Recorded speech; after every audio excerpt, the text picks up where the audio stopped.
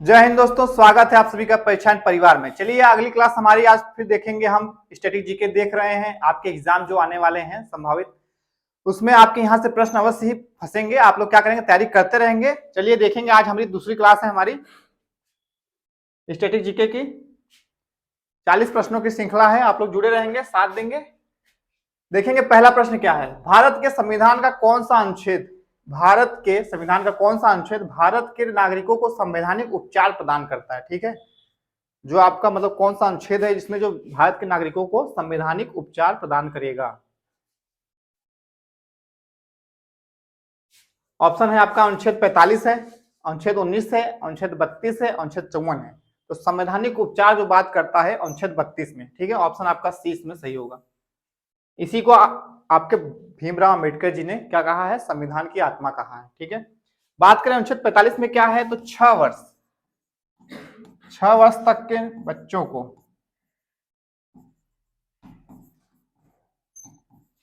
निःशुल्क शिक्षा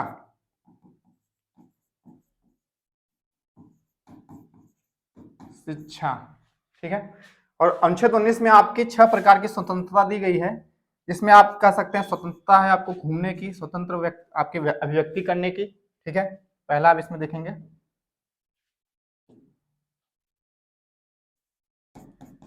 बोलने की स्वतंत्रता है, सभा करने की है, ठीक है, समूह बनाने की हो जाएगी, और फिर घूमने की, व्यापार करने की। तो आपकी ये स्वतंत्रता आपके अनुच्छेद 19 में है। ठीक है, 54 की बात करें तो इसमें राष्ट्रपति के निर्वाचन की बात कही गई है। ठीक है, अनुच्छेद 52 में आपके राष्ट्रपति के पद की बात होती है, अनुच्छेद 54 में बात करेंगे राष्ट्रपति के निर्वाचन की।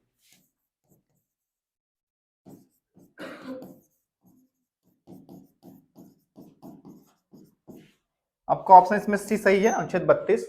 अगला प्रश्न देखेंगे, भारत में उच्च न्यायालय के मुख्य न्यायाधीश बनने वाली पहली महिला कौन थी। ठीक है, तो भारत में उच्च न्यायालय की मुख्य न्यायाधीश, ठीक है, हाईकोर्ट की मुख्य न्यायाधीश पहली महिला आपकी कौन है, रुमा पाल है, फातिमा बीबी है, लीला सेठ है, या सैदा ताहिरा है। ठीक है, इसमें आपका जो ऑप्शन सही होगा ऑप्शन सी लीला सेठ। ठीक है, ऑप्शन सी आपका सही है, लीला सेठ। ठीक है, फातिमा बीबी आप देखेंगे सुप्रीम कोर्ट में मुख्य न्यायाधीश आपकी नहीं थी, न्यायाधीश के पद पे थी पहली न्यायाधीश। आप देखेंगे सुप्रीम कोर्ट में आपकी फातिमा बीबी थी पहली, और लीला सेठ आपकी उच्च न्यायालय हाई कोर्ट की मुख्य न्यायाधीश है। अगला प्रश्न है, एक कटा हुआ हीरा क्यों जगमगाता है। ठीक है, एक कटा हुआ हीरा क्यों जगमगाता है। इसकी आणविक संरचना के कारण होता है, या फिर प्रकाश के शोषण के कारण होता है, या फिर पूर्ण आंतरिक परावर्तन कारण होगा, या फिर कुछ अन्य निहित गुणों के कारण होगा। इसमें आपका जो सही है, जो कटा हुआ हीरा होता है उसका क्रांतिक कोण जब बनेगा 24 से कम जब बनेगा तो वो क्या होता है, उसके अंदर पूर्ण आंतरिक परावर्तन होता है। ठीक है, आप देखेंगे ये पूर्ण आंतरिक परावर्तन कारण ही क्या होता है, हीरे की जो कटा हुआ भाग होता है वो चमकता है, जगमगाता है। ठीक है, ऑप्शन आपका सी इसमें सही है। अगला प्रश्न है, मानव शरीर में विटामिन ए भंडारित होता है। ठीक है, मानव शरीर में किस भाग में विटामिन ए भंडारित होता है पूछा है। ऑप्शन है यकृत में, त्वचा में, फुफ्फुस में, या फिर विक में। इसमें आपका जो सही आंसर है आपका पहला ही है सही, यकृत है। ठीक है, यकृत। ठीक है, आपका पहला ऑप्शन सही है, यकृत। अगला प्रश्न है, किसानों को लाभ पहुंचाने हेतु कृषि उपज के सहकारी विपणन को बढ़ावा देने के लिए, ठीक है, देने के उद्देश्य से निम्न में से किसको स्थापित किया गया था। ठीक है, मतलब किसानों को लाभ पहुंचाना है और किस क्षेत्र में, कृषि उपज के सहकारी विपणन के क्षेत्र में। ठीक है, बढ़ावा देने के लिए तो कौन सी मतलब एक संस्था आपकी थी, नेफेड है, एफसीआई है, नाबार्ड है, नवधान्य है। इसमें आपका जो सही है पहला ही सही है, नेफेड। ठीक है, 2 अक्टूबर 1958 में इसकी स्थापना हुई है, और ये कार्य करेगा विपणन कार्य क्षेत्र में आपका नेफेड है। नाबार्ड की बात करेंगे तो इसकी 12 जुलाई 1982 में इसकी स्थापना हुई है। ये आपका बैंकों से संबंधित कार्य करता है, कृषि व्यापारिक बैंकों के रूप में। आगे देखेंगे अगला प्रश्न, एपेडा EPEDA एपेडा का विस्तृत रूप पूछा है, आपके वीडियो का प्रश्न है ये, 2018 वीडियो में यही प्रश्न आया था आपका। तो देखेंगे इसका फुल फॉर्म क्या होगा, डेयरी और सहयोगी उत्पादों के निर्माता और निर्यातकों की एसोसिएशन, या फिर कृषि उत्पादन निर्यात विकास प्राधिकरण। इंग्लिश में देखेंगे हम लोग आगे, इसमें देखेंगे association of producer and exporter of dairy and allied product, ये नहीं होगा आपका। इसका agricultural products export development authority, ये भी नहीं है सही। Association of processed food exporter, नहीं ये भी सही नहीं है। आप देखेंगे डी वाला ऑप्शन सही है, agriculture and processed food products export development authority, ठीक है। ये आपका अफेडा, इसका पूरा फुल फॉर्म आपका सही है, ऑप्शन डी सही है इसमें। ऑप्शन डी कृषि और संसाधित खाद्य उत्पाद निर्यात विकास प्राधिकरण, ठीक है। ये आपका अधिनियम आया था एक, उसी के रूप में। अगला प्रश्न है उत्तर प्रदेश के निम्न में से कौन से जिले की सीमा मध्य प्रदेश के साथ साझा नहीं होती, ठीक है। साझा नहीं होती मध्य प्रदेश के साथ, देखेंगे उत्तर प्रदेश के 11 जिले हैं, 11 जिला आपके उत्तर प्रदेश के मध्य प्रदेश में है सटे, ठीक है। तो आपका प्रयागराज इलाहाबाद है, मिर्जापुर भी है, इटावा है, ठीक है। अलीगढ़ नहीं है आपका, अलीगढ़ आप देखेंगे हरियाणा से लगता है, ये हरियाणा से लगता है। और ये जो 11 जिले देखेंगे बात करेंगे जिसमें आपका चित्रकूट, बांदा, जालौन, आपका फिर झांसी, इसमें प्रमुख रूप से 11 जिले में आपके आएंगे, ठीक है। ललितपुर देखेंगे तो आप मध्य प्रदेश के 3 तरफ से घिरा, मतलब मध्य प्रदेश आप ललितपुर जिला 3 तरफ से घिरा हुआ है। अलीगढ़ आपका नहीं सटा है। सफेद धागे का उपयोग करके कपड़े पर की गई प्रसिद्ध कढ़ाई को क्या कहा जाता है, ठीक है। सफेद धागे का उपयोग करके कपड़े पर की गई प्रसिद्ध कढ़ाई को क्या कहते हैं? चिकनकारी है, जरदोजी है, गोटा है, जरी है। तो आपका जो सही ऑप्शन ए पहला चिकनकारी, ठीक है। ये चिकनकारी आपके लखनऊ में फेमस है, लखनऊ मतलब इसको जीआई टैग मिला है, लखनऊ का है, फेमस है।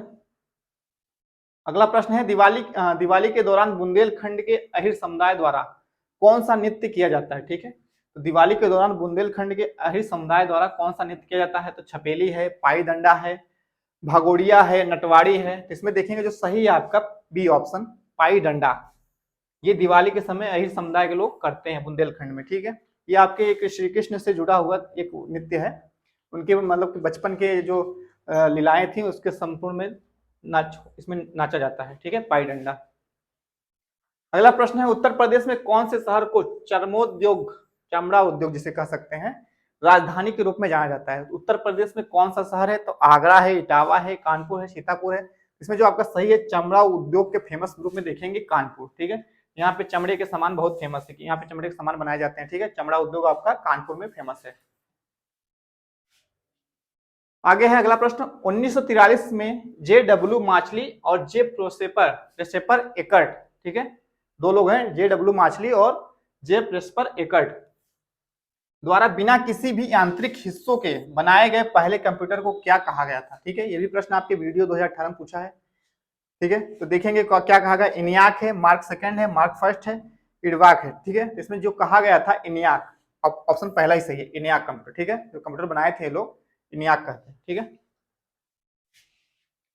अगला प्रश्न निम्न में से कौन सा वेब ब्राउजर नहीं है, ठीक है। वेब ब्राउजर नहीं है, ऑप्शन है गूगल, फायरफॉक्स मोजिला है, माइक्रोसॉफ्ट एड्ज है, नेटस्केप नेविगेटर है। तो इसमें देखेंगे जो सब आपका वेब ब्राउजर नहीं है, आपका पहले ऑप्शन सही है, ठीक है। गूगल, गूगल क्या है? एक सर्च इंजन है आपका, एक सर्च इंजन है। बाकी ये अन्य 3 आपके वेब ब्राउजर हैं, तो आपका ऑप्शन पहला ही सही है। आगे बात करेंगे पंचायती राज को पहली बार 2 अक्टूबर 1959 को, ठीक है, किस जिले में पेश किया गया था, ठीक है। प्रश्न है पंचायती राज को पहली बार 2 अक्टूबर 1959 में किस जिले में पेश किया गया था? तो ये जिला आपका राजस्थान पड़ता है, नागौर, ठीक। ऑप्शन बी आपका सही है, नागौर राजस्थान। पंडित जवाहरलाल नेहरू द्वारा सर्वप्रथम यहाँ पे पंचायती राज की व्यवस्था को शुरू किया गया था, ठीक है, राजस्थान का नागौर जिला। अगला प्रश्न है कौन सी अनुसूची के तहत अनुसूचित क्षेत्रों और अनुसूचित जनजातियों के प्रशासन, अनुसूची पूछा है, तो अनुसूचित क्षेत्रों और अनुसूचित जनजातियों के प्रशासन और नियंत्रण के लिए प्रावधान किया गया है? तो आपके पता है संविधान में 12 अनुसूचियां हैं, इसमें देखेंगे कौन सी अनुसूची है जो अनुसूचित क्षेत्रों और अनुसूचित जनजातियों के प्रशासन एवं नियंत्रण के लिए कार्य करती है, ठीक है। तो 5वीं अनुसूची है, 9वीं अनुसूची है, 8वीं अनुसूची है कि चौथी अनुसूची है? तो बात करें हम चौथी अनुसूची की, तो इसमें आपका संघ और राज्य, ठीक है, संघ व राज्य के राज्यसभा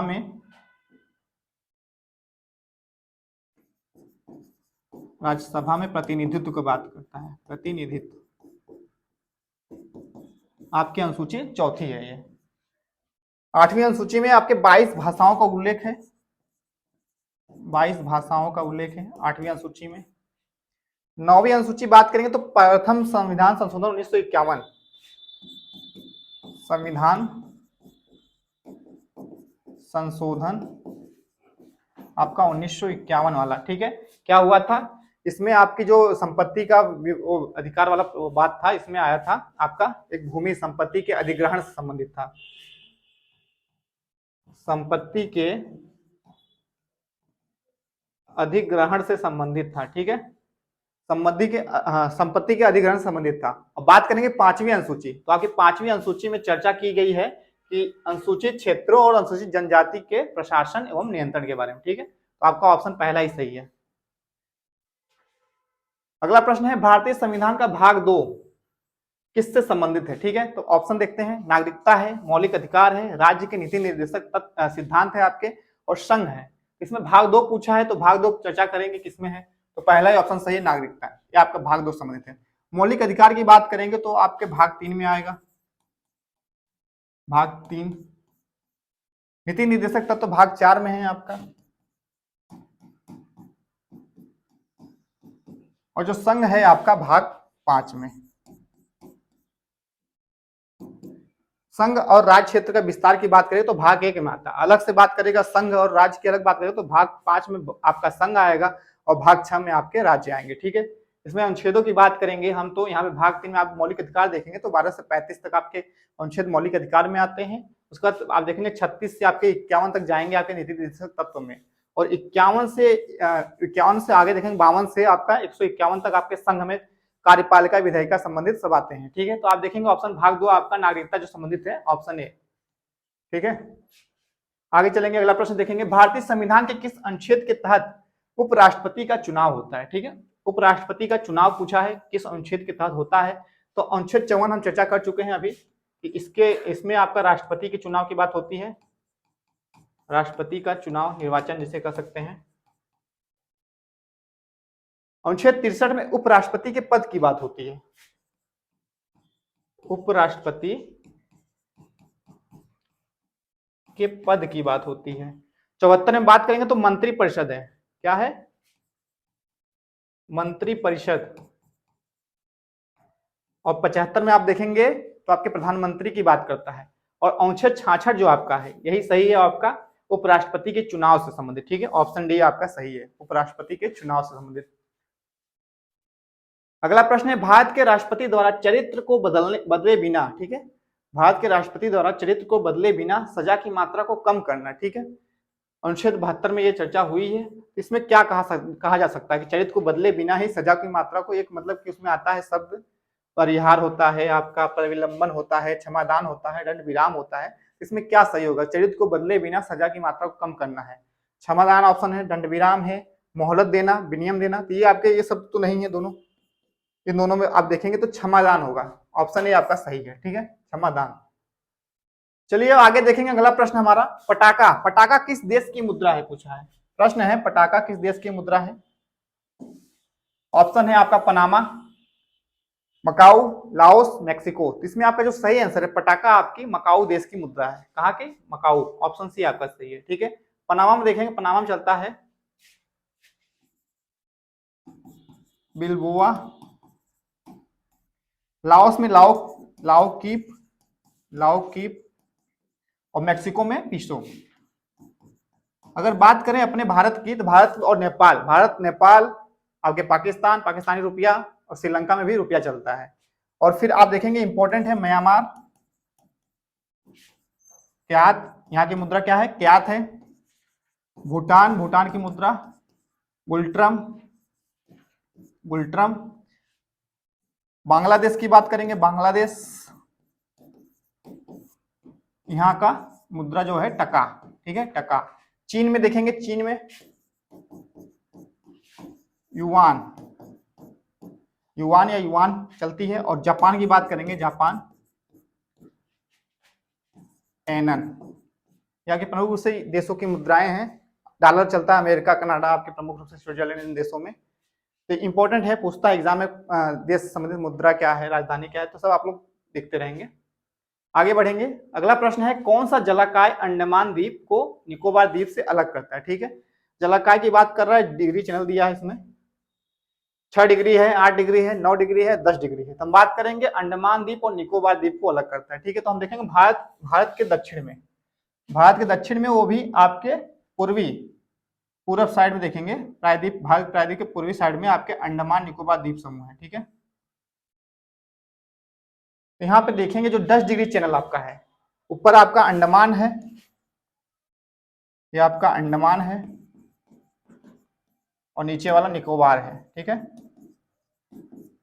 तो इन अंडमान और निकोबार के बीच में क्या है? 10 डिग्री चैनल है। इसके बीच में जो पास है पानी जल का, उसे हम कहते हैं 10 डिग्री चैनल। ठीक है, तो आपके अंडमान निकोबार के बीच में कौन सा है? 10 डिग्री चैनल है।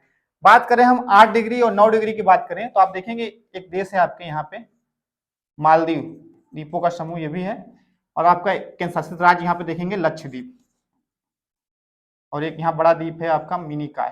ठीक है, अगर हम बात करें 8 डिग्री चैनल की, तो मालदीव, यहाँ पे आपका मालदीव है,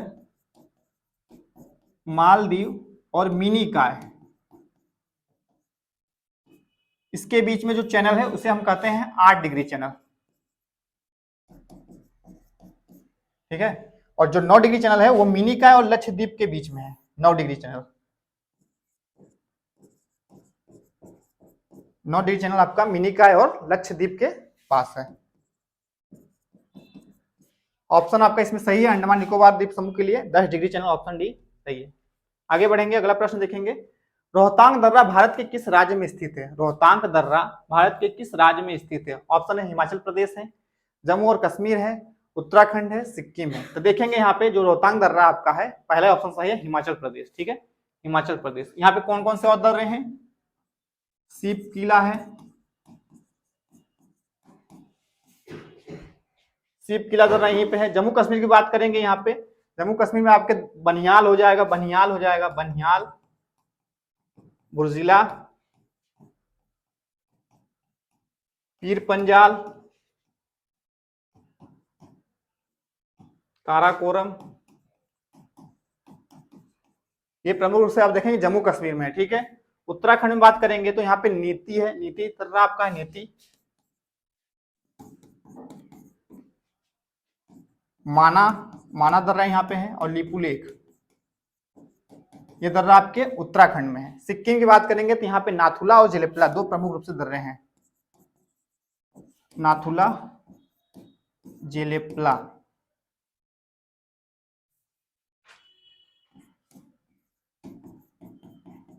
ये आपके सिक्किम में है। और अरुणाचल प्रदेश में देखेंगे तो बोमडीला है, दीफू है आपके, और तुजू दर्रा आप देखेंगे मणिपुर में है। ठीक है, तो ये सब दर्रे आपके हैं। रोहतांग दर्रा पूछा था आपके हिमाचल प्रदेश में है।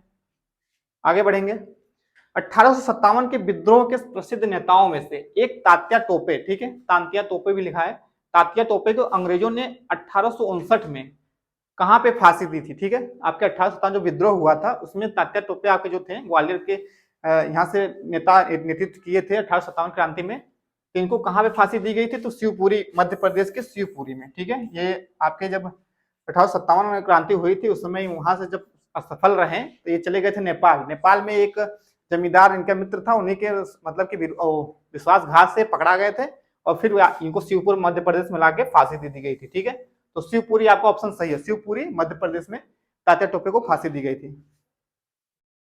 अगला प्रश्न है, भारत में वंदे मातरम, ठीक है, भारत में वंदे मातरम पत्रिका की स्थापना किन्होंने की है? ठीक है, पत्रिका है भारत में वंदे मातरम, इसका नाम ही है भारत में वंदे मातरम। तो इसकी पत्रिका की स्थापना जो है गणेश शंकर विद्यार्थी हैं कि रामानंद चटर्जी जी हैं, अरविंद घोष हैं या विपिन चंद्र पाल हैं? इसमें जो सही आपका ऑप्शन है सी, आपका अरविंद घोष, ऑप्शन सी आपका सही है, अरविंद घोष। ठीक है, अगला प्रश्न देखेंगे, तारीख फिरोज शाही, ठीक है, प्रश्न है तारीख फिरोज शाही के लेखक कौन है? ऑप्शन है जियाउद्दीन बर्नी, हसन निजामी, इशामी या फिर इब्न बतूता।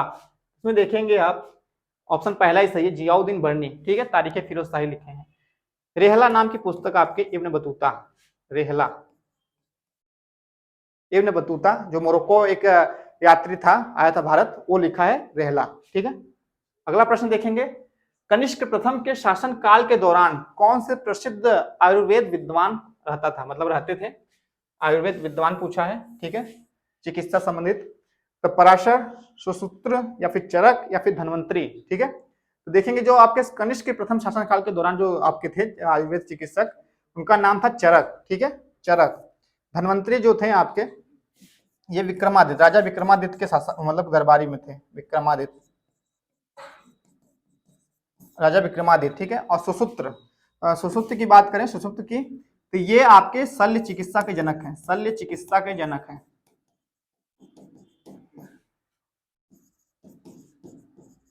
शल्य चिकित्सा के जनक आपके सुश्रुत कहलाते हैं, ठीक है। चलिए आगे देखेंगे अगला प्रश्न।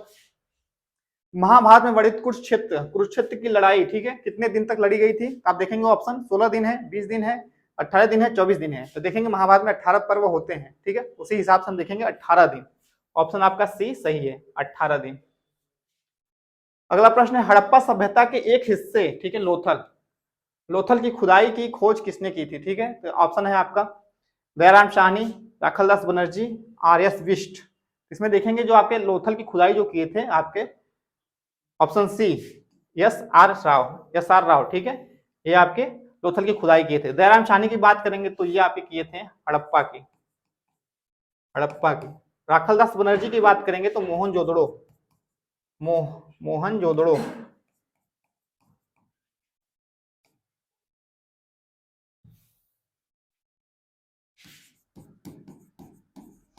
मोहनजोदड़ो की खुदाई आपके राखलदास बनर्जी जी ने की थी, ठीक है। आर.एस. बिष्ट बात करें तो आपकी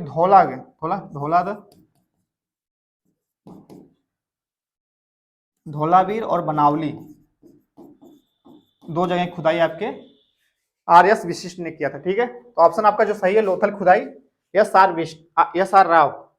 आगे अगला प्रश्न, सम्राट अशोक का कौन सा शिलालेख कलिंग पर उनके विजय का उल्लेख करता है? ठीक है, कलिंग पर उनके विजय का उल्लेख कौन करता है? प्रथम है, चतुर्थ है, 10वां है, 13वां है। तो आप देखेंगे अशोक के शिलालेख जो आपके हैं टोटल 14 शिलालेख प्राप्त किए गए हैं, ढूंढे गए हैं, आपके टोटल 14 है शिलालेख। इसमें से आप देखेंगे जो प्रथम है इसमें पशु बलि की निंदा की है, पशु बलि की निंदा, ठीक है। और चतुर्थ की बात करेंगे तो भेरी घोष को धम घोष में बदलना, चतुर्थ में। 10वें में बात करेंगे यहाँ पे तो राजा और उनके मतलब जो अधिकारी हैं उनके द्वारा प्रजा के हित के बारे में कार्य करना, ठीक है। 10वें में लिखा है राजा व उनके अधिकारियों द्वारा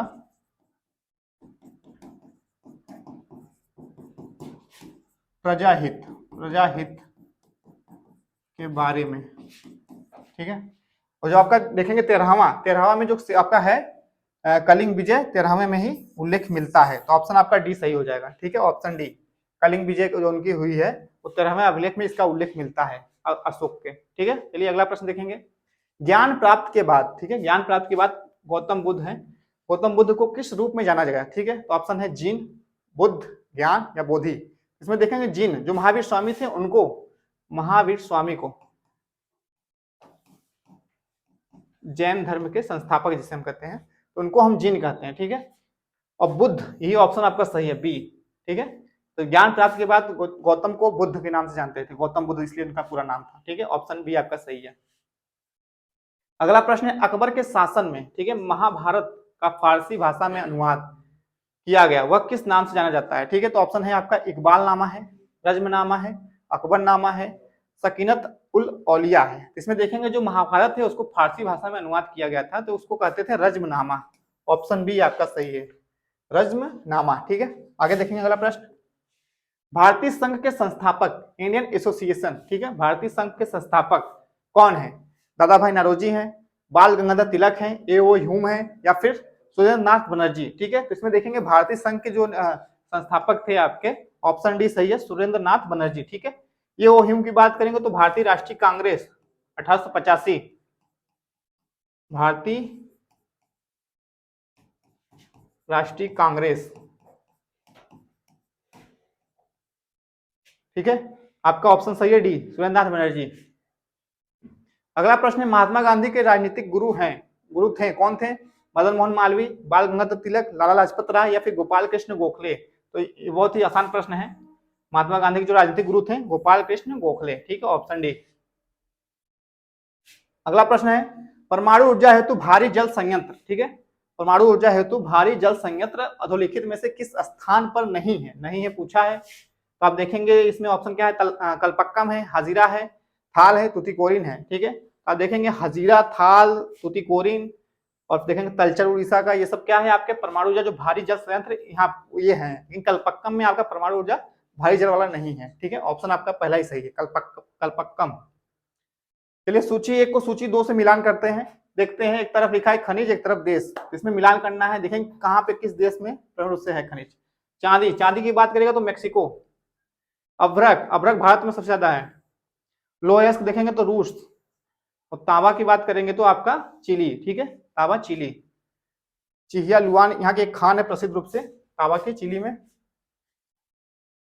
ए का आप देखेंगे 3 है, बी का 4, पहला ऑप्शन आपका मिल गया ए, 3 4 2 1 इसी में मैच कर रहा है, ऑप्शन आपका पहला ही सही है। अगला प्रश्न है अति विवादित बबली प्रोजेक्ट निम्नलिखित में से किस राज्य में है? ठीक है, बबली प्रोजेक्ट एक विवादित था इसलिए क्योंकि गोदावरी नदी जो थी आपकी महाराष्ट्र से निकलती थी तेलंगाना होते हुए, फिर ये आपकी बंगाल खाड़ी में जाकर गिरती थी आंध्र प्रदेश से होते हुए। तो ये क्या था कि जो पानी था बबली प्रोजेक्ट आपकी महाराष्ट्र बनाई जा रही थी, इसके पानी को थोड़ा सा डैम बनाने के लिए तेलंगाना ने इसके विरोध किया था, ठीक है, तेलंगाना में विरोध किया था। अब महाराष्ट्र में बबली प्रोजेक्ट फेमस बन रहा था, ऑप्शन आपका डी सही है, महाराष्ट्र, ठीक है। अगला प्रश्न देखेंगे रेगुर, रेगुर मिट्टी सबसे ज्यादा पाई जाती है। रेगुर, रेगुर मिट्टी काली मिट्टी भी कर सकते हैं हम, और इसको स्वतः जुताई वाली मिट्टी भी कहते हैं, ठीक है। तो इसमें देखेंगे कहाँ पाई जाती है सबसे ज्यादा, तमिलनाडु है, झारखंड है, महाराष्ट्र है, आंध्र प्रदेश। सबसे ज्यादा ये पाई जाती है आपके महाराष्ट्र में, ऑप्शन आपके सी सही है, महाराष्ट्र में। अगला प्रश्न है भारत में सुनामी वार्निंग सेंटर, ठीक है, सुनामी वार्निंग सेंटर अवस्थित है। भारत में कहाँ पे सुनामी वार्निंग सेंटर अवस्थित है? चेन्नई में है, हैदराबाद में है, विशाखापट्टनम में है या फिर पोर्ट ब्लेयर में है, ठीक है। तो ऑप्शन आप देखेंगे इसमें जो सही है आपका हैदराबाद, ऑप्शन बी हैदराबाद। 2005 में स्थापना की गई थी इसकी सुनामी वार्निंग सेंटर की, हैदराबाद, ऑप्शन बी आपका सही है। अगला प्रश्न देखेंगे तमिलनाडु में मानसून के सामान्य महीने कौन से होते हैं? ठीक है, तमिलनाडु की बात कर रहा है। तमिलनाडु राज्य आप देखेंगे भारत के प्रायद्वीप में पूर्वी तट पे है, तो ज्यादा से ज्यादा वर्षा जो होती है, भारत एक मानसूनी जलवायु वाला देश है, इसमें देखेंगे जो वर्षा होती है ग्रीष्म ऋतु में होती है, दक्षिण पश्चिम से जो आती है मानसून उससे ज्यादातर वर्षा होती है। लेकिन ये आपकी तमिलनाडु देखेंगे, तमिलनाडु राज्य में ये जो वर्षा प्राप्त करता है शीत ऋतु में प्राप्त करता है, वो भी आप देखेंगे नवंबर दिसंबर। कब? नवंबर दिसंबर में, ऑप्शन डी आपका सही है। तमिलनाडु में वर्षा कब होती है मानसून वाली? नवंबर दिसंबर में। बेतवा नदी मिलती है, प्रश्न है बेतवा नदी मिलती है कहाँ पे? गंगा से, ब्रह्मपुत्र से, यमुना से, सोन से। देखेंगे ये बेतवा नदी देखेंगे केन, बेतवा, चंबल, ये 3 नदियां प्रमुख रूप से यमुना नदी में मिलती हैं, ऑप्शन सी आपका सही है, ठीक है। यमुना नदी में जाके ये आपकी नदियां मिलती हैं और यमुना नदी जाके गंगा नदी मिल जाती है प्रयागराज में, ठीक है, ऑप्शन सी आपका सही है। अगला प्रश्न निम्नलिखित में से किस स्थान पर सबसे कम वार्षिक वर्षा होती है? ठीक है, सबसे कम वार्षिक वर्षा पूछा है, तो आप देखेंगे भारत में बिलारी, जोधपुर, जैसलमेर, लेह। तो सबसे कम वार्षिक वर्षा जो होती है आपकी लेह में, 25 सेंटीमीटर से भी कम वर्षा यहाँ होती है, ठीक है, तो आपकी लेह में। अगला प्रश्न, आखिरी प्रश्न देखेंगे कयाल, कयाल क्या है? तो कयाल क्या है? तराई मैदान है, गंगा डेल्टा है, दक्कन के पठार की रेगड़ है या फिर केरल के लेगून है? तो आप देखेंगे जो कयाल होता है, केरल में जो लेगून होती हैं झीलें, उनको ही कयाल कहते हैं, ठीक है, ऑप्शन आपका डी सही है, केरल के लेगून को कयाल कहते हैं, ठीक है। तो आप एक एग्जाम में क्या है कि तैयारी करते रहेंगे, ये सब प्रश्न जो हम लाते हैं प्रीवियस ईयर के पेपर रहते हैं कुछ आपके, वहां से प्रश्न हम कलेक्ट करते हैं, तो आप लोग की तैयारी बेहतर होगी। आप क्या करेंगे, तैयारी करते रहेंगे, आपके प्रश्न इसमें देखेंगे तो एग्जाम में यहाँ से प्रश्न अवश्य रिपीट करते हैं तो फंसेंगे जरूर, ठीक है। तो आप लोग तैयारी करेंगे, हमारे साथ जुड़े रहेंगे। हमारे चैनल को अगर सब्सक्राइब नहीं किए सब्सक्राइब जरूर कर लेंगे, वीडियो ज्यादा शेयर करेंगे। आप सभी का बहुत बहुत धन्यवाद।